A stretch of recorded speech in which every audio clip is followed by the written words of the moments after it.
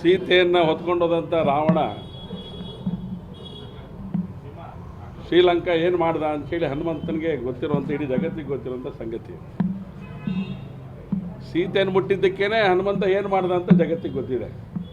ಹನುಮಂತನೇ ಮುಟ್ಕೊಂಡಿರುವಂಥ ರಾವಣ ಸಿದ್ದರಾಮಯ್ಯನವರಿಗೆ ಇವತ್ತು ಏನು ಅಧೋಗತಿ ಆಗತ್ತೆ ಅಂತಂದು ಇಡೀ ರಾಜ್ಯದ ಜನ ನೋಡ್ತಾ ಇದ್ದಾರೆ, ಕಾದು ನೋಡ್ತಾ ಇದ್ದಾರೆ.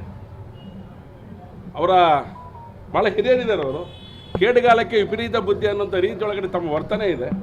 ಆ ಥರ ನಡ್ಕೋಬೇಡಿ. ಹನುಮಂತನ ಮುಟ್ಕೊಂಡು ಈ ದೇಶದಲ್ಲಿ ಯಾರು ಬದುಕಕ್ಕೆ ಸಾಧ್ಯ ಇಲ್ಲ. ಇವತ್ತು ಆ ಕೆಲಸನ ಮಾಡಿ ಕೂಡ್ದು ಯಾರು ಮಾಡಿದ್ದಾರೆ ರಾಮನ ಅವಕೃಪೆಗೆ ಪಾತ್ರರಾಗ್ತಾರೆ ಅವರು.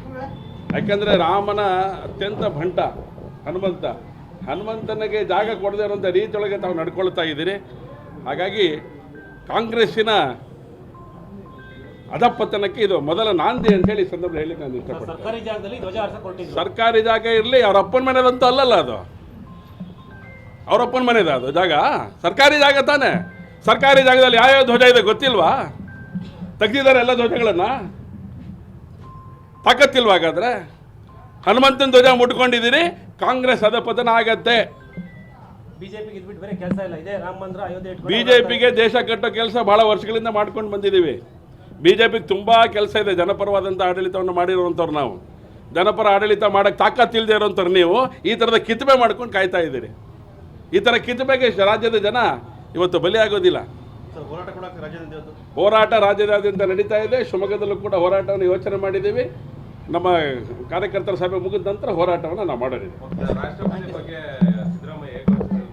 ಈಗ ಅವರಿಗೆ ಮನಸತ್ವ ಇದೆ ಅಂತೆ. ರಾಷ್ಟ್ರಪತಿ ಅಂತ ಆ ಜಾಗಕ್ಕೆ ಅಪಮಾನ ಮಾಡುವಂಥವ್ರು ಅವ್ರು ಮುಖ್ಯಮಂತ್ರಿ ಆಗಿರಲಿಕ್ಕೆ ನಾಲಾಯಕ್ಕಿದ್ದಾರೆ. ರಾಷ್ಟ್ರಪತಿ ಗೌರವ ಕೊಡಲ್ಲ, ಪ್ರಧಾನಮಂತ್ರಿ ಗೌರವ ಕೊಡೋದಿಲ್ಲ, ಈ ದೇಶದ ಸಂವಿಧಾನಕ್ಕೆ ಗೌರವ ಕೊಡೋದಿಲ್ಲ, ಧಾರ್ಮಿಕ ವ್ಯವಸ್ಥೆಗಳಿಗೆ ಗೌರವ ಕೊಡೋದಿಲ್ಲ. ಇಂಥ ಮುಖ್ಯಮಂತ್ರಿನ ನಾವು ಕೂಡ ನೋಡಿರಲಿಲ್ಲ. ನಾನು 40 ವರ್ಷ ಆಯಿತು ಈ ಜಾಗದಲ್ಲಿ ಇರ್ತಾ, ಈ ಫೀಲ್ಡಲ್ಲಿ ಇರ್ತಾ.